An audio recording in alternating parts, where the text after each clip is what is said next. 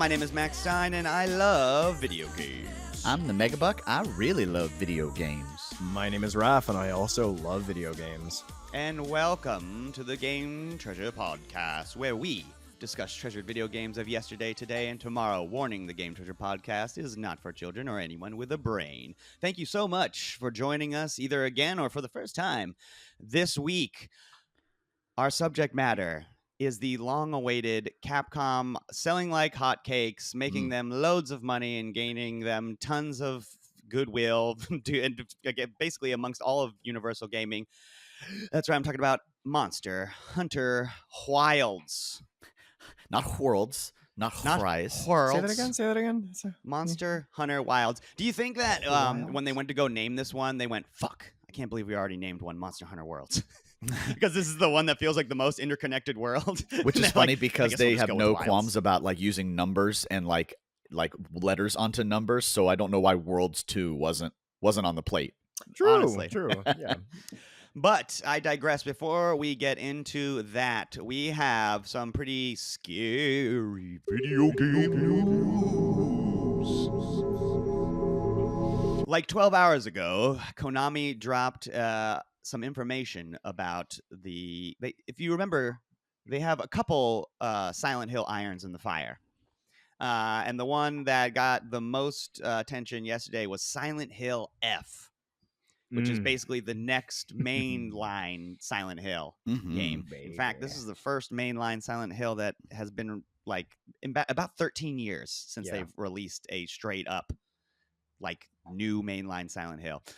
This is the one that takes place in Japan during the 1960s. Did you guys both watch the trailers? Yes. Oh yeah. I watched it last night before bed. Ooh, not a good idea. It's getting the shit out of me. I slept like a baby. If you haven't seen it, the trailer features a young Japanese schoolgirl defending herself against horribly fucked up looking monsters with a lead pipe. Sounds like Silent Hill to me. Hell yeah. You remember I talked about the writer, Ryukishi Nana7? I was just about to get to that. So, first of all, the character designs are by this Japanese artist named Kira. That's like their pen name or whatever.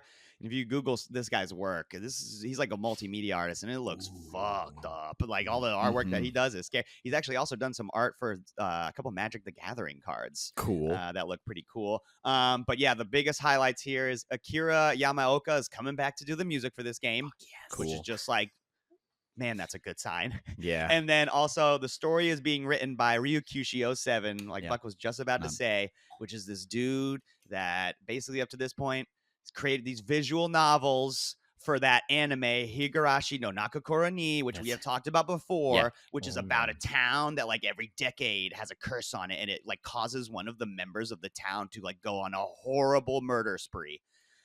And they're mostly children.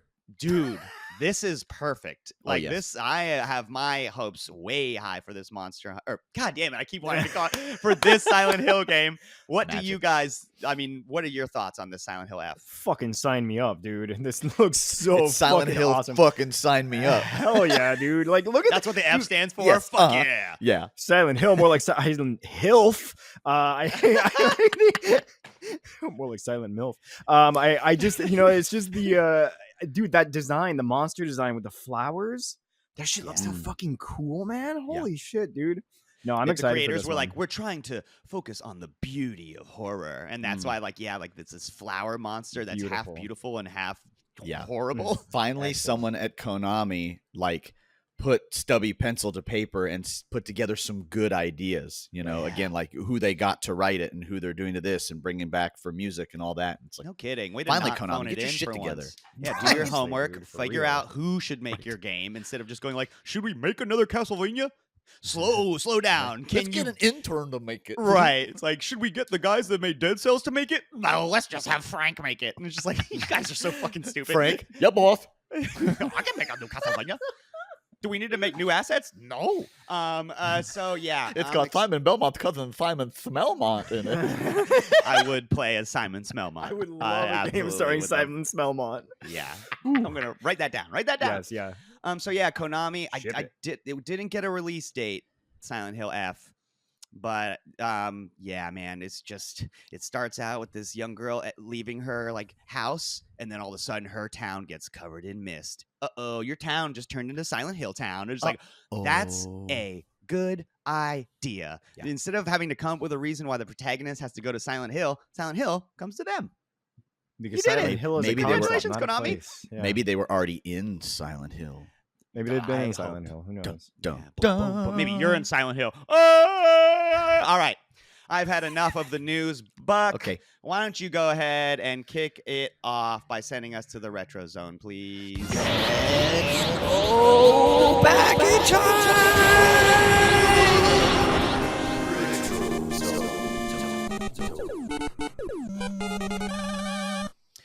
It was a treat to even get this game here in the States because in Japan, they love these. They love the series, but we didn't get them because I guess Bandai hated us back in the 90s. I am talking about 1995's Infogames and Bandai collaboration developed by Tosei, Dragon Ball Z Ultimate Battle 22 for Nice. the PlayStation. Oh my God, Wow, I remember dude. this game. Okay. Oh my goodness. This is part of the Super Botoden series, which they got like 4 of them on the Super Nintendo, Super Famicom, and we didn't get any. And then finally they brought this one over to the States here as well, too. It was a weird period of time for them bringing over imports, especially this is when Dragon Ball really started to pick up on like Toonami. It's funny. It actually says right here on the back of the box, the Japanese import now in the U.S. Really? It's so funny. Funimation is on the cover of this game, even though they would have had nothing to do with this game in Japan. Right. But since they brought Dragon Ball over to the States.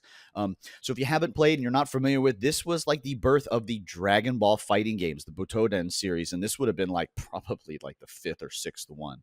I think the 22 actually refers to like the original 22 character sprites. Yes, Then there's I was about to say, I believe palette there's swaps. 22 characters, and I There's remember that 27 blowing characters. my fucking mind as a child. Yes, these were hand drawn cells in this game. These were hand drawn Yes. sprites that made a huge difference when they jumped to the PlayStation. Had 3D pseudo 3D backgrounds, even though it was still mostly on a 2D plane that you fought.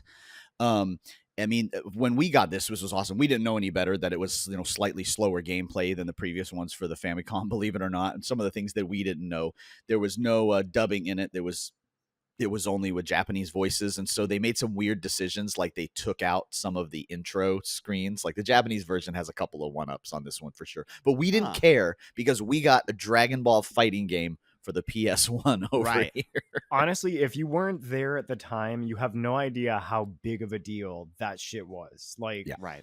dude, like even getting new episodes of Dragon Ball Z was like a huge deal at the time. But yeah, this would have been unheard of and spectacular, honestly. Paying yeah. buttloads of money for Majin Buu Saga on VHS? Yes, Right. you are. Dragon Ball fan in the mid-90s? What Watching year it was in this? Spanish. Is it easily accessible for you to check the year on the back of the case? This was 95 in Japan and about the same year over here rather. Yeah. So this was 95, long 96. before Budokai and Budokai Tenkaichi. Oh, yeah. Like those were Oh, yeah. PS2 games. PS2 like, didn't this even come was- out till 2000. This so. was the thing that satiated our Dragon Ball fighting game thirst for many years. Mm-hmm. Yeah, I mean, like again, it does have some stuff missing from the Japanese version, but we didn't care unless you had remember Goldfinger. Remember those? That was not the band. I mean the little adaptation. Wasn't that the name of it? I think that's what it was called. It plugged into the parallel port on the back of your PlayStation 1 to help you to play imports. I may or may not have had one.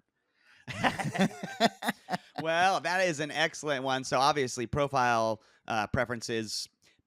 Fighting games is like anime fighters, like a subgenre. Yo, check it out. Here at Retro Game Treasure, we have a subgenre list where you can select things you've heard before, Mac, such as mecha or cartoon or sci-fi or wrestling or anime. So this is an anime fighter, 110%. Mm-hmm. And if you own a PS1 and you are a Dragon Ball Z fan and you don't have this in your collection, you're kind of doing yourself a disservice. So if you're a RetroGameTreasure.com subscriber and you have a PS1 and you've never heard of this game because maybe you're just not old enough to remember this, put this on your wish list. Oh yeah. There you go. This instant. I demand it. Well, let's instant transmission to our next subject material after a quick break.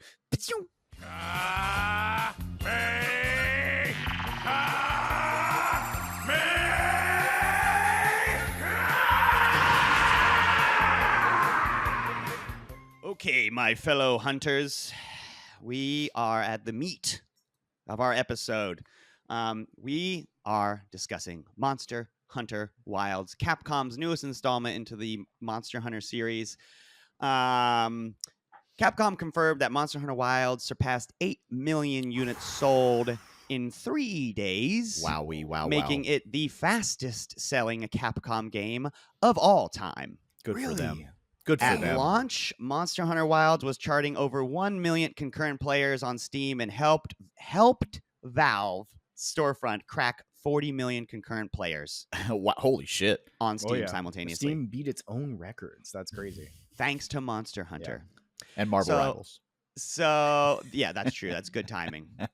Anyhow, this, man, we've been talking about looking forward to this game for a hot minute. For at least a year now, I want to say. We did an episode on Monster Hunter Rise, the previous installment of this game. I can't believe we've been doing this podcast long enough that we did a Monster Hunter Rise episode. Yes. Damn, I was forgot about that. snagging my PSP copies of Monster Hunter off the shelf and getting ready to talk about history of Monster Hunter. And Max like, Buck, we already talked about history of Monster Hunter on the Monster Hunter Rise episode. Like, oh, we need like a continuity manager. Yeah, we need to make money so we can hire employees, for Christ's sakes.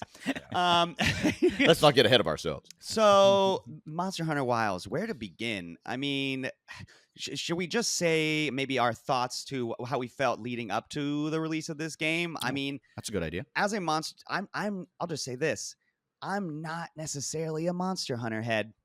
That's fine. In our Monster Neither Hunter am I. Rise episode, I basically confessed that this was really the first Monster Hunter that I had delved into, besides like the one on the 3DS for like a month, but I didn't Yeah. understand and I didn't have anybody to play with, and so I kind of just fell off of it. And it wasn't very friendly to beginners back then either. Right. At And all. so Rise was my first dip into it. I played it for maybe 30, 40 hours and enjoyed it fairly enough. Still good, yeah. But I would consider that I certainly didn't get to the end game stuff.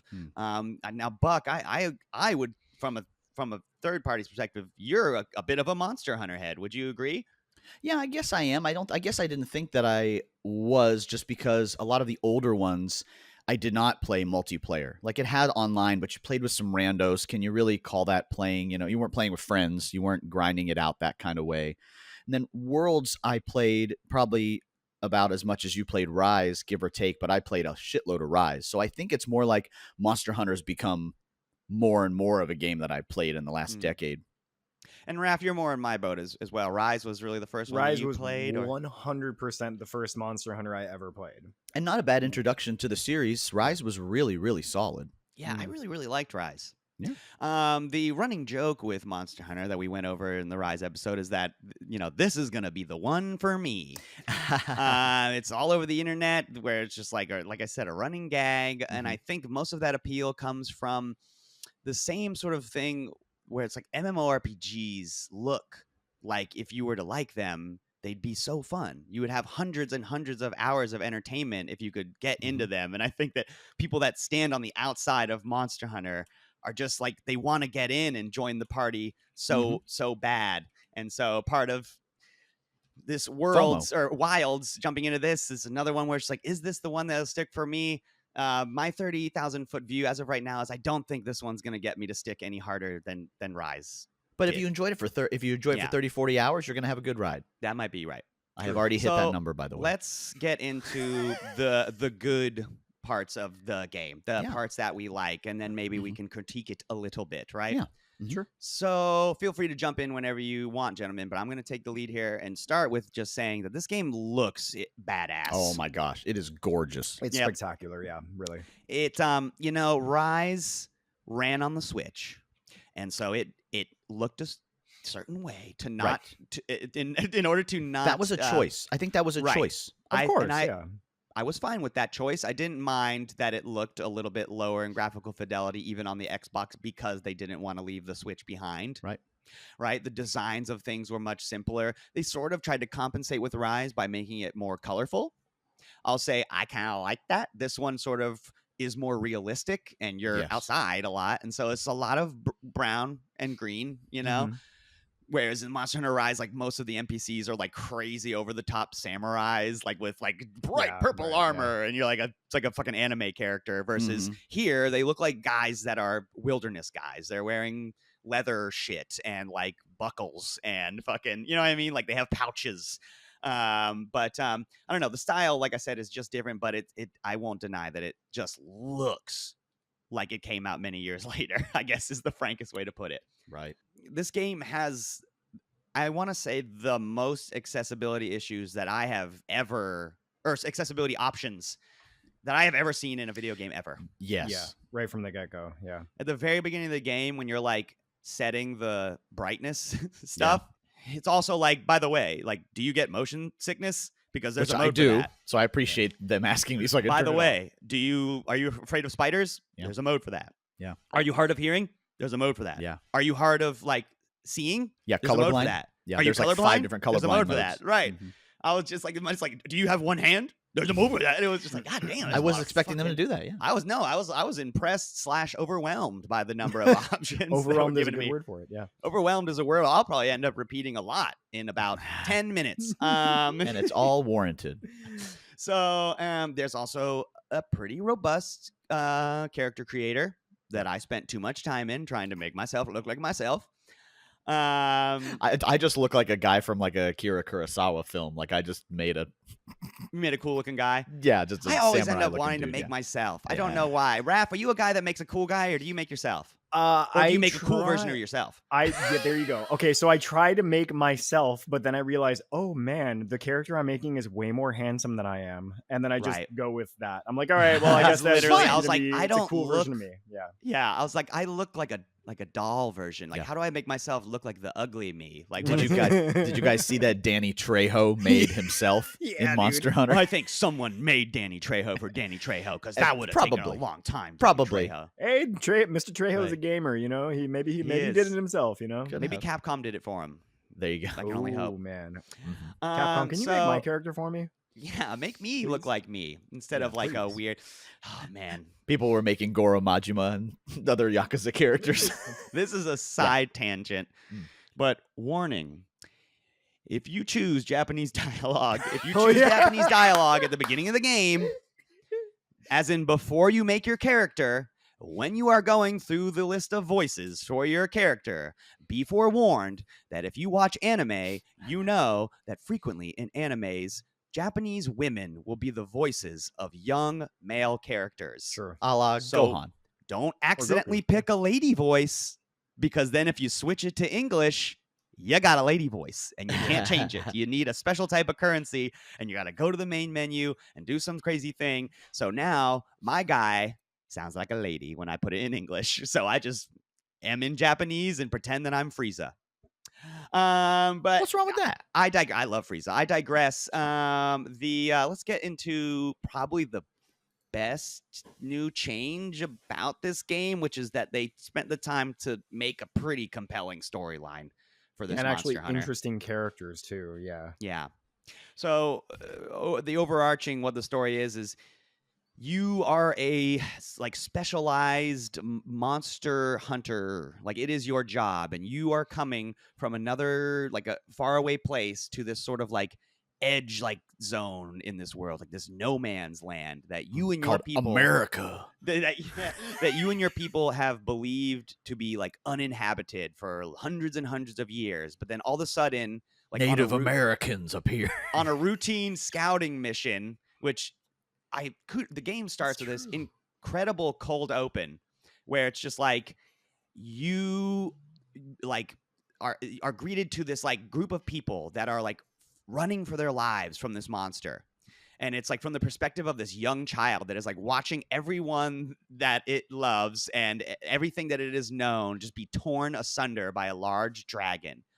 And immediately I was just like, oh wow, this is like much more dramatic than the other like this is really compelling. And then they're trying to escape and there's a crack, but they can't all fit through this. So they put the child through the crack and they're like, go get help. And then he's, they seal the rock behind him. And then you hear the dragon fucking up his family and he runs for help. And cut to, you see these guys on a airship and they're just like in media res. Like they are in the middle of their lives. Like world building is just happening. Like one of them is looking through binoculars and like sort of describing to the other one like it almost seems like a list. And the way that they're delivering the lists, it's like so believable, as if they do this all the time. You know what I mean? They're like going through the weather. They're asking them what size monsters are there, and all this jargon is flying, and it feels like you're watching RoboCop or you're watching The Wire, where the show is just like, hey, listen, these guys live in this world, so nobody's going to be like, monster, right. like, you know what I mean? Thank like, God. no, this is their everyday life. They already live here. More so when they go, oh shit, it's a person, and you go, oh, what? And then they're like, this is. And then so they find this person and they're like, we want to reunite this person with their family, like with their tribe.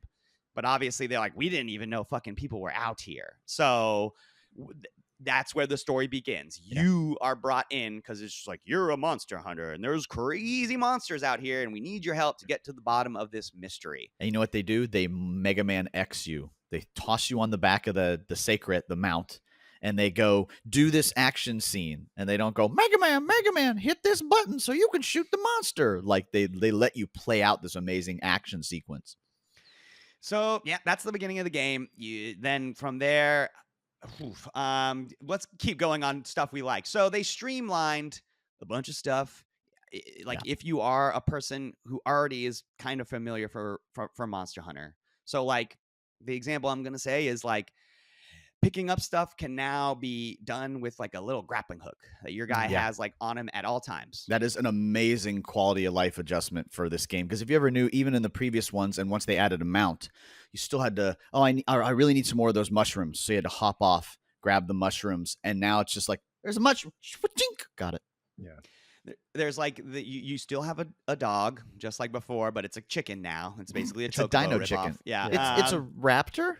And they added this function where you can set a waypoint and then basically have your chicken like auto walk. It's like an autopilot, which is spot. interesting. An interesting change because although that's like an aspect of Monster Hunter, having to find the monster and track it down and know where to go and know where the ridges are and climb the walls and all that kind of stuff, that is not user friendly. It's not beginner friendly, first of all, and it is not very user friendly. And so they took it to an extreme and made those spots where like there's tons of rocks and your mount jumps from rock to rock.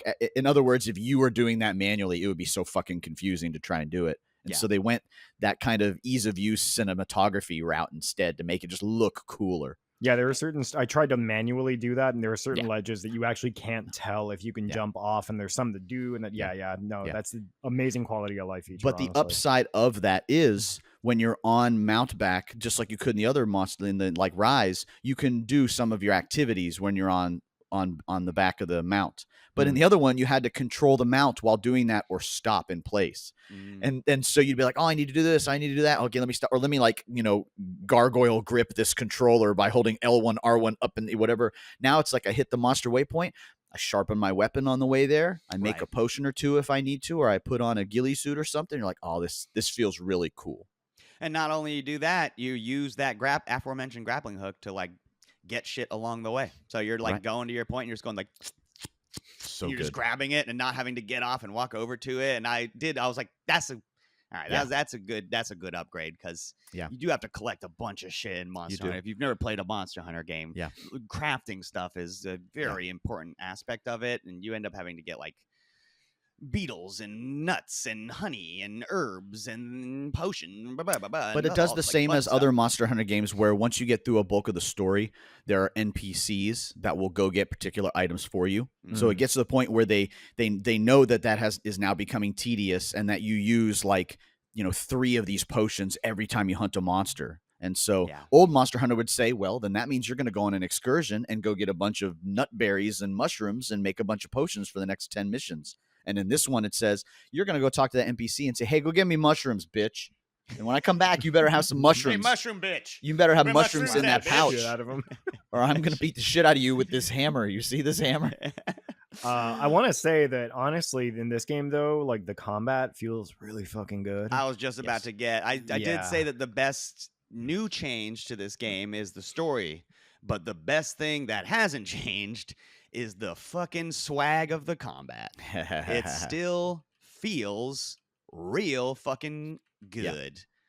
I Not think it only- actually feels better in this game than it did in Rise. I'll be honest with you. I think so Go too. on. I think it feels smoother in a way. Like the animations for certain things are faster. I always had this problem in Rise where I wanted to run away from something to kind of catch my breath, and like my guy would put his sword away or whatever, and he did it so fucking slow.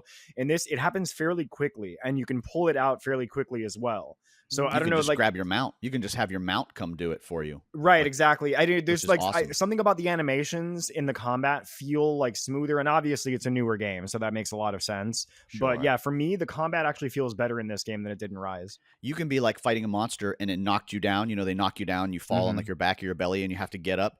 Yeah. You hit that button on the D-pad to have your mount come get you, and it will like shove its nose under your back and pop you up onto its back. I didn't know so that. you can get out of the way. And it's like, oh god, that feels so good when you know the monster's about to chuck another fireball at you or come at you claw first. Wild. But yeah, all the same weapons. They didn't introduce any new weapons into this. So it's still, what is it, like 15 weapons? I was gonna or say there's a something? ton of weapons. It's And a- you know what though? They all feel great. They all do. And none of them are broken, like overpowered, and none of them are like, oh, not that weapon, don't pick that one, it sucks. Like they all are solid. Everything is still have- viable. Yeah. They still have the mounting like aspects that they did in Rise, where you can like jump on a monster like fucking Shadow of the Colossus style and like try to fucking stab the shit out of it or But whatever. there's a new wound system where you can add scars and wounds to the monsters, and when you jump on their backs, you can help add additional wounds. Every weapon has a different like special attack and a different way it'll react to the wounds.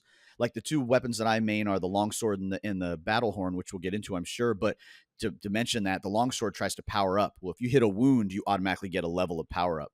The battle horn has to store notes. If you hit a wound with that battle horn, you can store a bunch of notes really fast. So like Buck said, wounds is like a new system. Yes. Which also everyone now has the capacity. This is an interesting thing that might be attributing to the combat feeling better in a way, which is that everyone now has the capacity to basically open a reticle while attacking. Yes. Before in Monster Hunter, you just kind of had to align your guy with the monster and pray for the best, Which is like, really hard sometimes. Yeah. and so now when you press L2 on right, is that what it is? Yeah. Like your guy will sort of get into a fighting stance, and a reticle that you can control with the right stick will appear. Because there are times when like you need to hit the wound with this, once again, new thing, which is these focus attacks. So if you hold L2 and then press R1, your guy will like charge up and do this special like multi-hit thing. And if you hit a wound with that thing, you'll like pop it instantly. And then when a you lot of pop times the it knocks wound- the monster down too. Right. It also, that focusing though, also aside from the wounds, if you're needing to hit the monster in the face to knock it down, or you're trying to cut the tail off, that Makes it really easier. helps to target. I keep hitting the leg. I'm trying to hit the tail and I keep Right. hitting the leg. That would happen all the time. But I mean, what else do you guys want to gush about? Because for me, I was going to say that sort of lends itself into, I just named 2 new systems to the combat of the game. But there's some more. And my gripe with this game that's not bad, but if I like what there's so much fucking stuff in this fucking game, guys. Guys, if you haven't spent $60 on this game yet, just like, man, I know we covered Monster Hunter Rise late into its life, and so that's why there was a demo for me to try. But I kind of really wish there was a demo for me to try of this game before I bought it, because I don't know if I would have. You just didn't play the beta. The beta. Do you didn't have to pay for the beta? No. Oh, well, I didn't get into it. And so I didn't know what I was getting into. And I was like, I'm not entirely sure, because this is like a lot of stuff, which is cool in one hand, but then also in the other hand, I'm like, I don't have time. I don't have time to play Monster Hunter this much. That's always true. Like, but it would need to absolutely knock me off my socks in order for me to want to play the amount with which I think you would need to really understand what is happening in the game. And I'm really not being hyperbolic. No, like, it's not. It's just, if you're like me and sometimes you're just sitting in front of the computer going, oh, what should I play? This is almost like, hanging out and playing a couple of rounds of poker with some friends, but they're all in Monster Hunter. Literally, that's what it feels like once you get through that story, which I wanted to get into a bit. I want to say that I can definitely understand because the game has so many systems in it. Right. So many systems that it could be overwhelming, especially if you're somebody who wants to try to understand every system before moving on. I am the kind of person when I play games, and you guys know this if you played games with me, I straight up just ignore every tutorial. I say, fuck it, I'll figure it out later. Fuck it, we'll do it live. That's how I approach this game. That's how I approach a lot of games. Which is actually fine in this game. Right. Because other than the thing you're currently doing, everything else is, you can get to that later. You can do that a little later. Don't worry about it. I hate that. I was going to say, I think that and this is like, we make this show because there's no way I'm the only person that has this opinion. And so I'm speaking to any viewer that might be like, dude, if you are the kind of person, spoilers, I played Star of Providence for the next episode that we're going to talk about, recording a couple weeks ago. A good game. And Star of Providence has a 4-screen tutorial that teaches you how to play the entire game. And that game is not hard to understand. But you know what's funny about Monster Hunter? Hold on, let me finish. Okay. Monster Hunter has a million systems in it. And their thing is like, you can get around to them whenever you want. But then what ends up happening is as I'm trying to play, I literally have a growing frustration because I cannot help but feel like I am not doing things the right way. Which is just like, that is a thing that I'm not alone in being like, that's why like FOMO exists. Am I doing this right? And I don't like to think that I'm not doing stuff right. And within the first 5 hours of this game, I just felt like I was like, I don't know how to fucking do anything. Like I don't know how to start quests, which in like the way they merge the story with the letting you do the co-op online stuff is slower in this game. People have been like, oh, this game holds your hand because they make you do all this story stuff for the first blankety blank hours.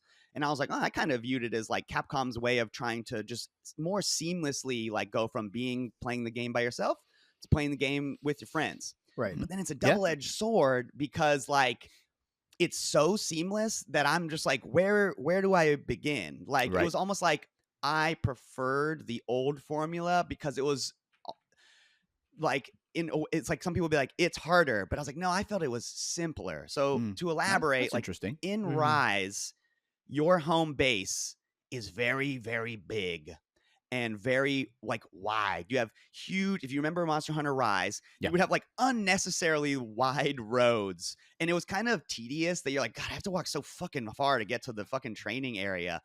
But it was like visually clear to me because it was just like wider and bigger and more open. And then it was just like, how do you start a mission? You go to the mission start place and it will deliver you there. And then you'll get more instructions because Mac, you are a Monster Hunter dum-dum. So just like, this is where you start them. But then in this one, it was like me and Raph both had a point where we were like, wait, how do we start the mission? And Buck was like, well, you story. You do what it says. And I'm like, well, it says to get their attention, and I already hit him with a hammer. Is that not getting his attention? And Buck's like, well, you got to hit him a couple more times. And I was like, because you're a wuss. I don't know. Why couldn't it just be like, if I hit him once, it started? Or like, to my dumb brain, it was easier to just like walk up to the starting line of the mission and go, okay, game, I'm ready to go. in their attempt to make it more seamless, I'm actually like lost. Like I'm literally like, the camp is more, you have a closer, tighter up camera angle while you're in the camp in this game than you did in Rise. And the camp is more like a camp. It's tight. People are stacked on top of each other. But as a direct result, I was, as a geographically impaired person, I was just like, how the fuck do I even, where's the smith? What the fuck is going on? And so they give you icons over everybody's head to counter for that. But then like when I hit a certain perspective, all the icons are sort of laid on top of one another. So I'm like, shit. Sure. The map that I will say I like that. The icons over the head in this game, I did find it easier to like. It did, but I get what he's saying. Really did help me. At the beginning, you're like, wait, what? I was like, whoa. It is overwhelming. It's overwhelming, and it just like there's a lot. Once I got into it, it was like, okay, you can still fight stuff, and it still feels really great to fight stuff, and I love that. But man, I was just so surprised that this game is not getting as many people bouncing off of it as I would have suspected, because if you stick with it just a little bit, if you stick with it just a little bit longer, there's just a learning curve. There's just it's like learning a new skill, and there's jargon. Right. Like that's literally what it is. Me and Raph were trying to figure out like this game is streamlined, but no, it's not. It's and it's just like, okay, no, it is. It is streamlined, but it's still convoluted. Yes. I think what it is that it's streamlined in that it tries to kind of like show you all its features in its first like 12 hours or so. No, it does not. But it doesn't It really. tries to show you It tries to show you the ones you the core might things. want to. Yes, Yeah, the core that's things. absolutely For sure. necessary. because to Mac's point of what he was saying before, he said, "I feel like I'm missing out on stuff." It's like, no, you're playing the game right, because are you dying over and over again and losing? No, then you're playing the game right. You can get to all the rest of the stuff. When the game, here's the example of something that I would have preferred versus what happens. For example, when the game starts, you're like Buck said, you sort of start with this tutorial where you're like learning how two new things. You've got a chicken and you now have a hand crossbow thing. Yeah. So they're trying to teach you those two things. I would have loved if they were just going to make me walk through a story for the first 12 hours anyhow. More of those. I understand where some people will be like, well, if you played Monster Hunter before, I don't need to learn how to use the fire pit again. And I'm just like, I kind of would like a refresher on how the fire. And then the answer to that is like, well, there's a menu that you can go to and read how it works. And I'm just like, sure. Okay. You know what's funny? I'll be over here. I think reading the manual by myself. Exactly. I think they are like very aware that we live in a world where YouTube exists. I agree, and I don't know if I like that. I really would have liked to have had them be like, "Hey, baby, hey, little baby, dum dum, you want to remember how to use the fire pit?" And I would go, "Yeah, it's been like a year and a half since I played the last one, and this one's different because now I can cook food in the wild. Yeah. So since you added a new system, Quality of life. do you mind if you teach me how to use it?" And the game, it's almost like it's saying like, "Oh, you really want to you want to learn?" And I'm like, "Yeah, dude. Like, why would I not want to learn?" And it's because like 90% of gamers don't want that force fed down their throats. That boggles my fucking mind. That's just the way they are. They don't want. They live in a world of, I don't want to be told what to do. I want to just play the game. And then their next step is, this game sucks. It doesn't work right. The controls are bad or whatever else. It's like, you skipped all the tutorial. It doesn't suck. But it doesn't give me tutorial. So I was like trying to battle. Like, here's an example. When you are learning how to fight, you're not doing it against, like earlier when we were playing, I was like, man, there's no small monsters in this game. Because like the first mission you go on in Rise is like, fight 3 kangaroos, basically. Yeah. And so what I'm getting at is the stakes are incredibly low. So while you're fighting the kangaroos, as in while you're learning, you're like, oh, it's okay because I can kill the kangaroos in like 3 hits. In this game, the first thing they have you fight is a huge frog monster that is fucking you up left and right. But you didn't lose, did you? I lost in the sense that I was screaming in frustration and angry the entire time. But then you kicked its ass and you were like, yes. No, I didn't kick its ass. I fought it for an hour while fumbling over the controls because the way they do the tutorials in this game that you cannot pause, even when you're in this, well, you can, I'm sorry, but you have to enter 2 different menus to do so. And you can't do it while you're fighting a monster. And you can't do it when you're online, obviously. But the way it does the tutorials, like it's trying to tell me how to use my weapon, is for 1.5 seconds on the screen. It'll say, oh, by the way, press LB and RB and B in order to do your blankety blank. And then I'll go, what? And then while I'm trying to read that, I'll get punched by the giant fucking lizard and my health will go down. And then it'll try to feed me the tutorial on how to get to a potion, which is also a 3-step process. So I'm going, wait, no, I forget. And I literally got to a point where I was going, how do I do my big shot? I was in the middle of the fight that was taking so long because that's how Monster Hunter fights do. And I'm trying every button combination possible, and it is not intuitive. And I'm just going, I just want to shoot my big gun because I'm the big gun guy. and then you check the little buttons in the top right hand corner that said push this. It wasn't on there. Every other one, every combo was on there, and I was like, I just want to know how to do the big shot. But like I said, it only shows you that tutorial for like a second. And I'm just like, oh man, Monster Hunter, like it was just so incredibly frustrating until you figure, like, here is a microcosm of what I'm talking about. If you are playing on the controller and you press in the left bumper button, you will gain control over not 1, not 2, but 3 submenus while holding the left bumper. While holding the left bumper, you can rotate the radial dial to go through a series of different items that you can choose from. You can also use the D-pad to change which of those radial dials is active, and you can also press the X and B buttons to cycle through your active equipment on the bottom right hand of the screen. but God forbid that you press X while you're not holding LB because that does this and that. So it's just like every single button in Monster Hunter does at least triple duty. Like every button does three That's funny. things when pressed in combination with other buttons. And it is just so much to learn. And they just, like I said, if you don't mind learning stuff or just being like, I don't fucking know how to play this game. Like I'm literally playing with Buck and his friends who have been playing for like 100 hours. And one of them asks the other one, how do I filter the items on the map screen so that I can just look for this? And the other one says, I don't know. And I was just like, what? How do you not know after playing for so long? And the answer is really easy. It's just like Hunt. You learn shit every day. You didn't need that. It's You don't not have like to do Hunt. that. It's because Hunt is a first-person shooter. You might learn, like, did you know that if you shoot a balloon, it pops? In Hunt, you might find out there's firework barrels here, and or you might figure out I can shoot through a door. But Hunt does not have systems hell like outside of the main menu, which obviously is systems hell.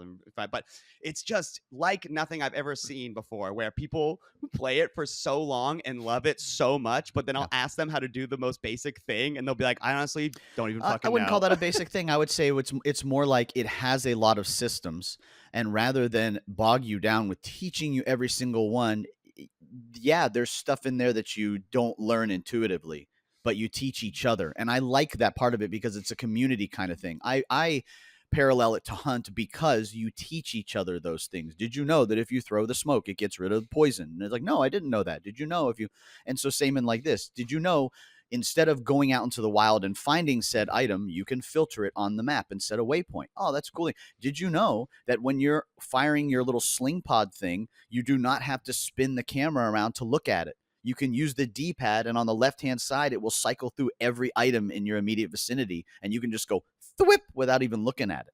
I will But say, that It's comes down honestly, to it's so pervasive in that it's just like down to like we were trying to ask, how do you join each other's friend group? Like, how does the friend thing work? There's a friend guild and a this or that. And then like the guys that have been playing for 50 hours were like, haha, we didn't understand how it worked either. It's true. And it's just like, that's crazy that you just didn't stop playing. I would have just been like, fuck this. Like, I can't even figure out how to become friends with my fucking friends. I keep would've playing just because I fucking know bounced it's the in fuck there, and I just have to learn. That's all. And And I so don't mind. you were- honestly, I That will is say, my thesis statement. Yeah. That is, if you are willing, because you like Monster Hunter or because you want to like Monster Hunter, to go through it, you will gain the benefits of playing a good game. Yeah. right. But be forewarned, if you like having your games explained to you because they're huge and filled with a million jillion systems, you're going to be left out in the dust. I'm just letting Well, you have know. to do the work yourself. You have Yes. to do the Right, work exactly. yourself. Well, so it's what like Buck and I were talking about last night, like yesterday when I was playing. I think a lot of the systems you're not meant to interact with all of them at once necessarily. I think everybody's play style is going to be different, and you're going to be interacting with different systems as you play. So Raph yeah, I mean, hit the nail on the it's- head. So here's a great example, right? Fishing. Most of the items you get from fish are good for ammunition. You only need ammunition mainly on the bow weapons, the 3 different types of bow weapons. So while I've done that whole system doesn't really matter that much to me. I only have to do it to the minimum to get some items maybe for cooking, but I really don't. You can do it without it. But if you use the bow weapons, it's important for you to learn about getting scales and other things off of fish, and you have to do fishing. And so those, rather than saying, here's all these systems, because you don't have to do them all, you learn the ones that become relevant to the way you like to play. That's one of my favorite features about this series, and this one in particular.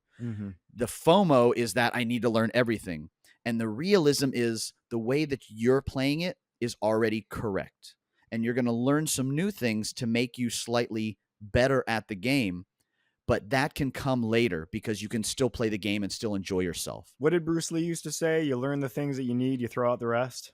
That should be this game's motto. Yeah, Because like, I don't really need to do this. I don't really need to do that. I don't worry about this. I like to play. I play certain weapons, and those are the ones I like, and I learned how to do them in this game and what systems in the game benefit that weapon. I mostly support. I main battle horn for the most part. So I'm the guy that brings the powders to buff up people, and I'm the guy that does different songs. Hey guys, by the way, see that giant glowing ring that you have no fucking clue what it does because it's a mechanic of my weapon?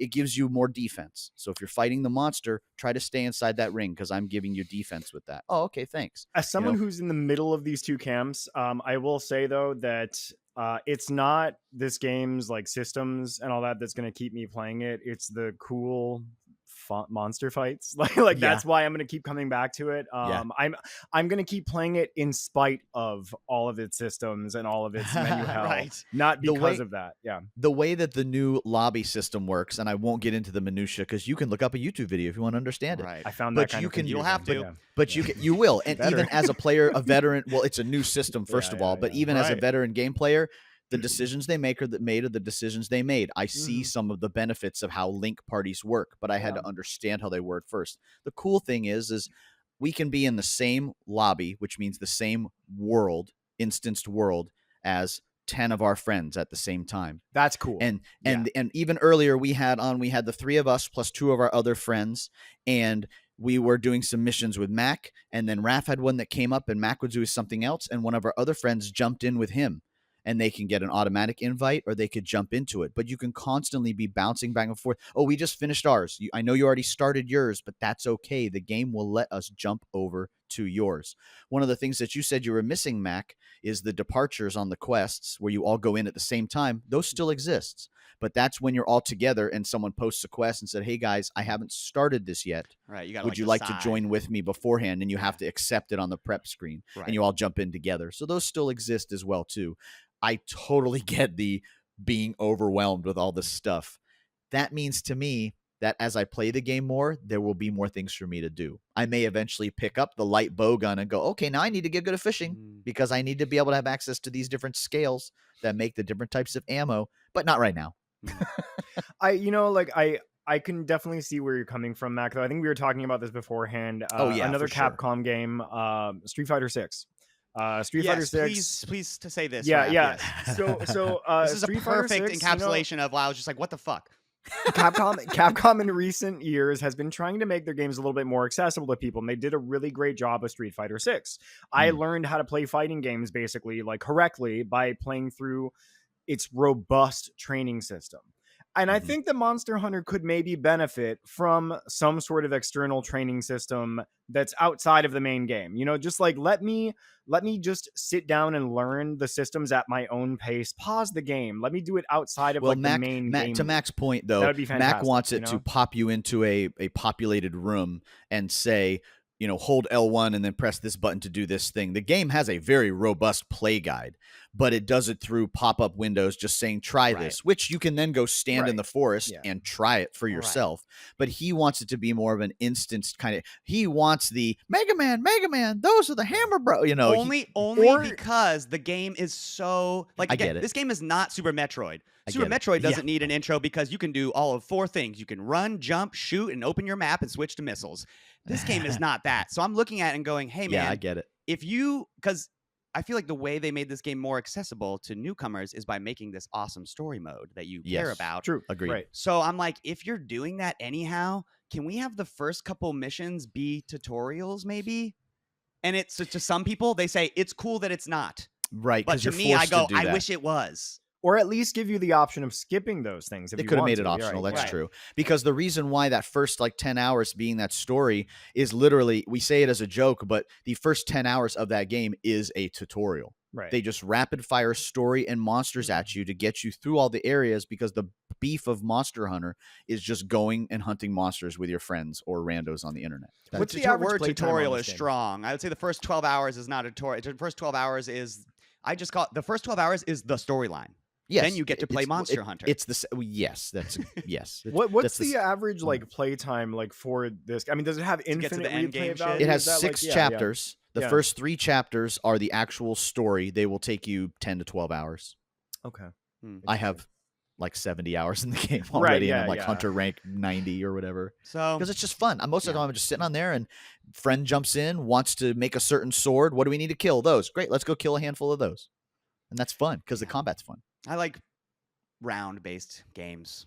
I want to enter a match of something if I'm playing with my buddies, because it's just like, it feels very MMO adjacent, where if I'm playing with people who are ahead of me, I feel behind. As opposed to when I play Hunt with Mr. Venecor, there is no difference between us besides our skill. Whereas in Monster Hunter, if you're playing with someone who is a level 100 Monster Hunter rank or whatever, and they're helping you, it feels as though you are being toured through a amusement park or something. Right. I mean, you they've kill the already monsters a been little through bit and you've never faster, been but through. Yeah. I mean, that's about it. You just kill the monsters a little faster. Because then I it's like like, that. I can't like being able join to help you on each your other. quests. You know what I mean? And it's just like, I don't know. I get just, yeah. It's got its own. It hasn't. It's, you know what? It's still Monster Hunter, baby. Yeah. It's just the newest, best looking Monster Hunter, but They have improved on it in almost every way because you're saying like, why don't you guys just open your eyes and make this easier? Man, go back 15 years and play a Monster Hunter. Jesus Christ. worse.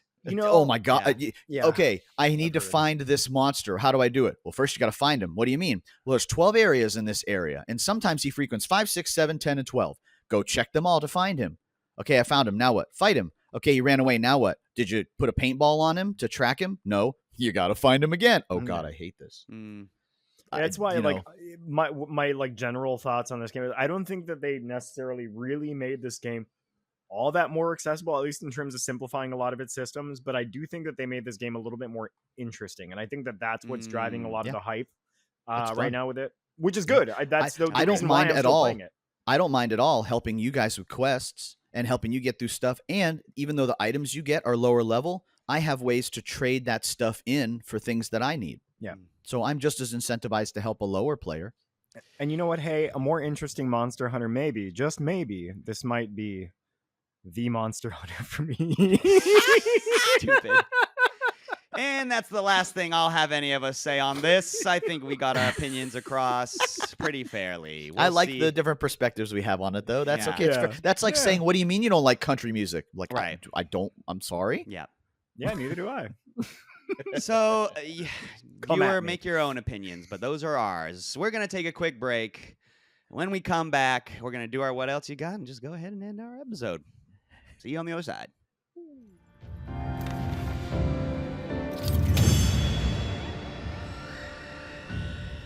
Welcome to the What Else You Got, the segment of our show where we can bring anything to the table, be it video game or otherwise. This week, I am bringing an anime.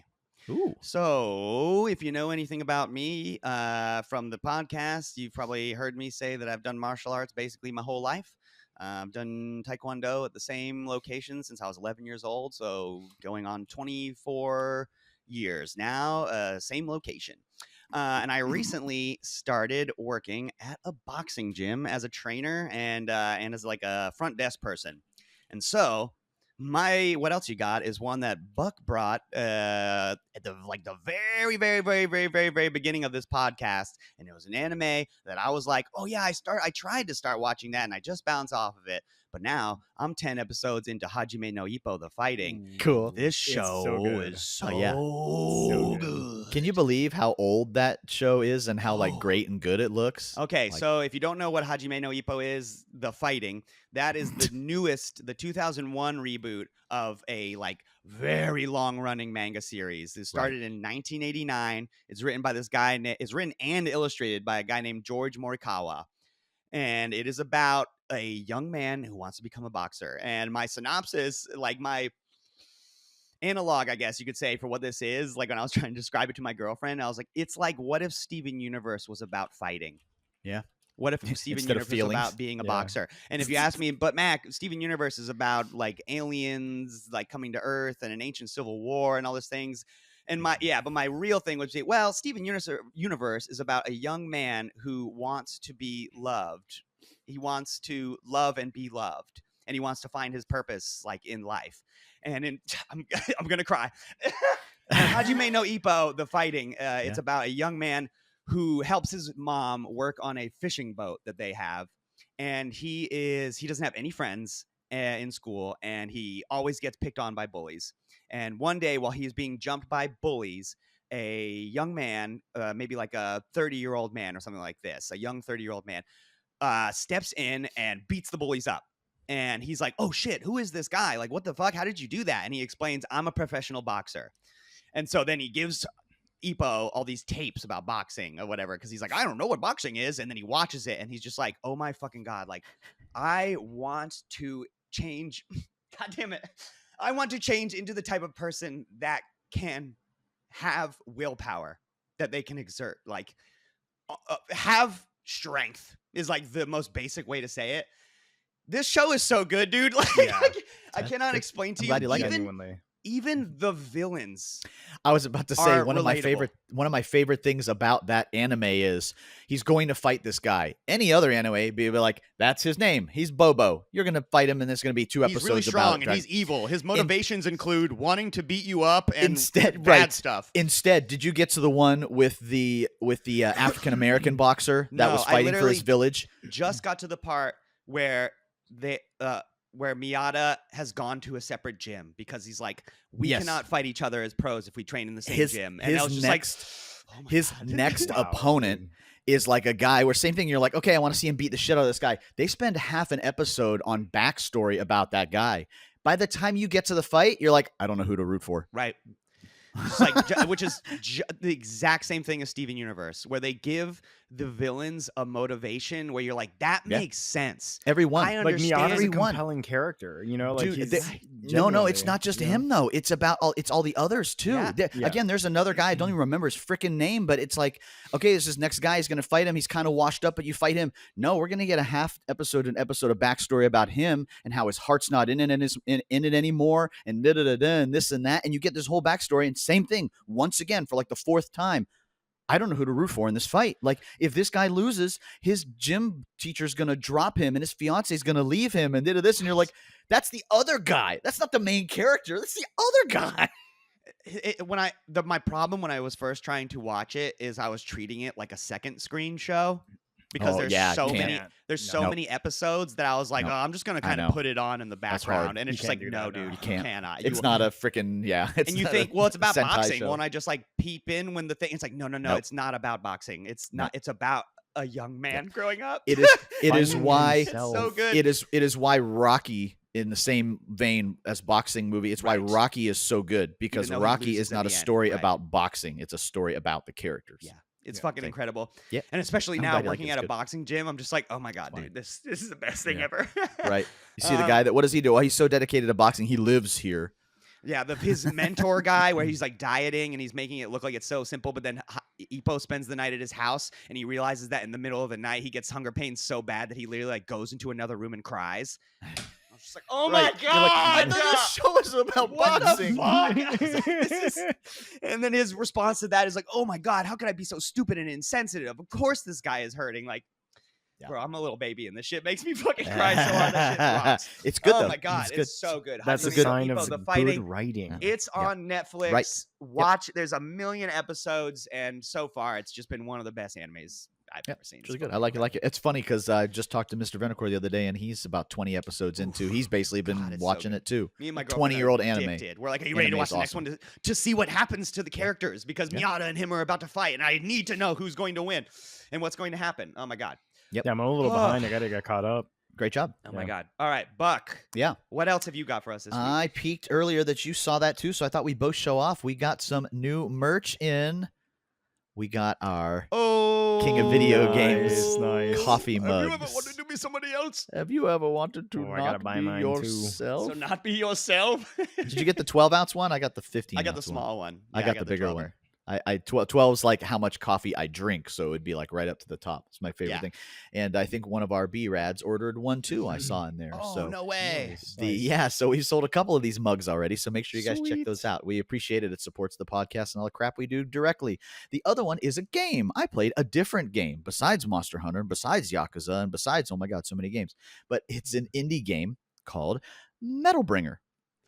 Okay. Never heard Metal of this. Bringer is, what if we were to play Hades, but instead of being the fallen god, we were a 3D pixel art Wanzer from Front Mission? Ooh. You have Oh action. shit! This looks awesome. What the This fuck? game Whoa. is what so the cool. hell? So this same studio, this game's brand new, Metal Bringer. This same studio made a game a couple years ago called It's the Samurai age of the Bringer. mecha right now. Yes, we Oh, are. yeah, They please, made thank the other you game a couple more. years ago called Samurai Bringer, which was a very similar, but obviously a samurai themed. Huh. And so instead, this one is it's mechs, and you get the outfit, and you sometimes jump out of your mechs and use like rocket launchers to shoot them, but then you can steal mechs on the battlefield, customize the Whoa. colors, customize the weapons.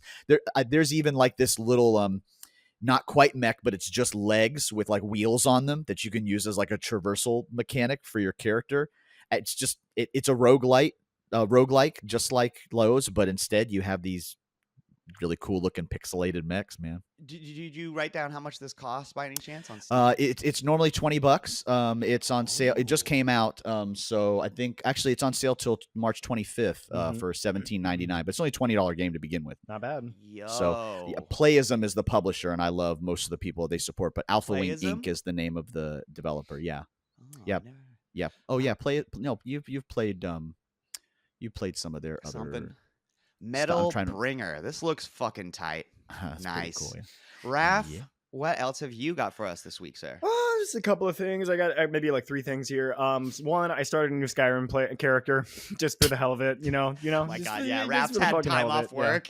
Yeah. It's just like, oh, what's Raph playing? I hope he's playing Monster Hunter because it's Nope, really playing and then I hear, Skyrim. oh, and I was like, God damn it. Is that Damn it. Avowed? Yeah, yeah, No. Skyrim. Yeah. So funny. That I was just like I was like for the hell of it, every once in a while I feel like starting a new Skyrim character. But I finally got around to I mentioned a game last time that I actually got to properly play, and that was Schedule 1.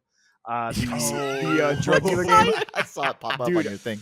So I was playing this Magic. the other day, and very funny. I'm definitely buying this when it actually comes out So because funny. it's so stupidly fun. Like me and my friends were like, all right, so we got to buy a planter. All right, so we got the planter. We got it in the motel God. room. Set up a planter in the back. Okay, I need you to go buy soil. I need you to go buy some Miracle Grow. I'm going to go get the money at the dead drop, and then I'm going to buy the seeds. We're going to grow some OG Kush, and we're going to sell that shit on the street, all right? I set it up on the market. All right, good. All right, hey, Raph, I need you to go over to 4th Street and by the apartment complex there. Somebody wants some OG Kush. All right, cool. Go out there. Oh, my God, the cops are after me. Fuck. Like, it's so much fun, dude. We've been watching The stupidly fun. Wire too, and so it's doubly effective. The show is literally about drug dealing. Yeah, it's like I'm You living guys are my own funny. episode of The Wire without all the sad shit. It's true. The way you just described it is exactly how The Wire goes. Right, exactly. funny. It's a job, and it really does feel like So Mac, funny. you would love this That game is funny. because it's a game about a job, and it's really really fun. Yeah, the demo is multiplayer. The demo is actually got a pretty robust amount of the systems like still in there.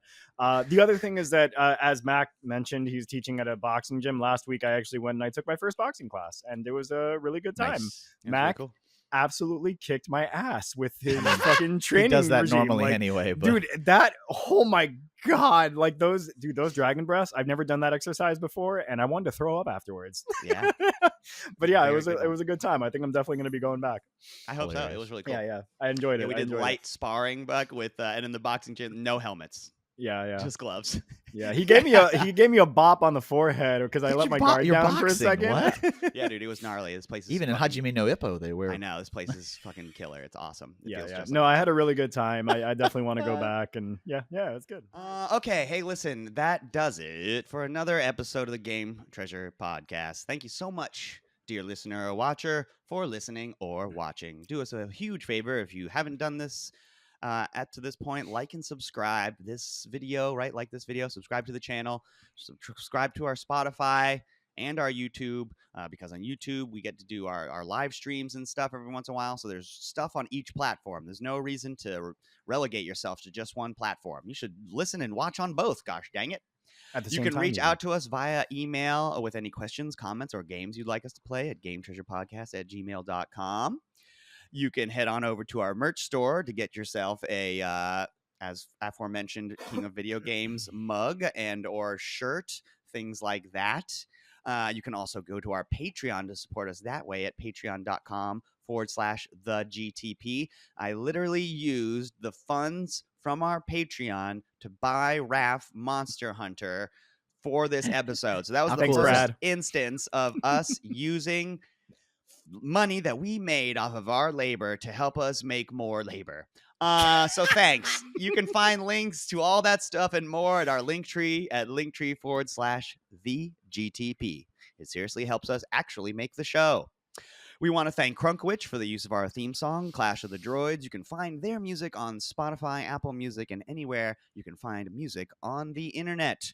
And last but not least, we need to thank RetroGameTreasure.com, sponsor of the Retro Zone, owned and operated by the Mega Buck himself, RetroGameTreasure.com is a subscription service that sends you custom-made boxes of retro video games every single month. That's right.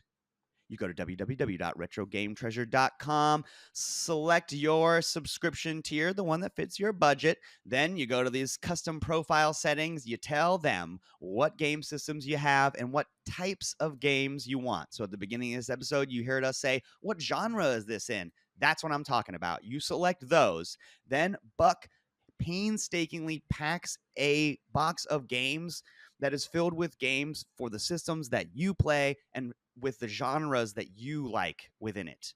Literally a box of nostalgia that is catered to your tastes is sent to you to add to your collection. This is not GameFly where you need to return the games. You just now have those games in your Super Nintendo collection, in your PlayStation collection. So if you want to start collecting games the easy way, there is no other easy way to grow your collection than with RetroGameTreasure.com. Buck, do you have a list of new subscribers for us this week? Heck yeah. This week we welcome Jordan Weaver, Jordan Westfall, Mark Carabinella, Nicholas Jensen, Michael Foster, and Adam Fogg. Thank you guys so much for subscribing, and thank you so much for listening. It really does mean a lot to us. Until next week, my name is Max Stein, and I love the Game Treasure Podcast. It's so bad. It's so bad.